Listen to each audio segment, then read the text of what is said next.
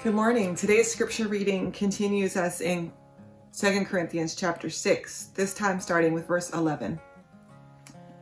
Corinthians, we have spoken openly to you, and our hearts are wide open. There are no limits to the affection for us. There are no limits to the affections that we feel for you. But as a fair trade, I'm talking to you like you are children. Open your hearts wide too.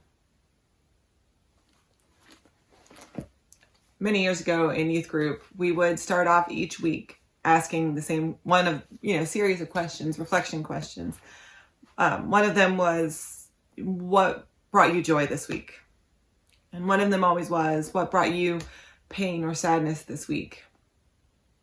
One of them was, how do you see Jesus this week? And then one question was, how did you give or receive God's love this week? That's such an interesting question. How did we give or receive God's love this week? There are a few obvious answers that always get brought up when you can't think of anything else. But the answers to that question always dazzled me.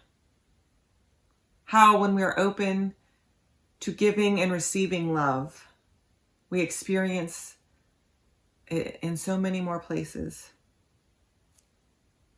It's so remarkable the way Paul talks here, saying there are no limits to the affections we feel for you. And that it's such a refreshing idea, just the willingness to be open with our feelings, to be open and vulnerable and say to someone, this is what I feel. I feel love for you and my heart is open. It's wide open.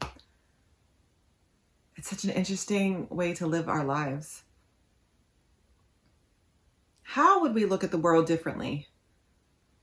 How would we live in the world or interact with the world differently if we do it with our hearts open?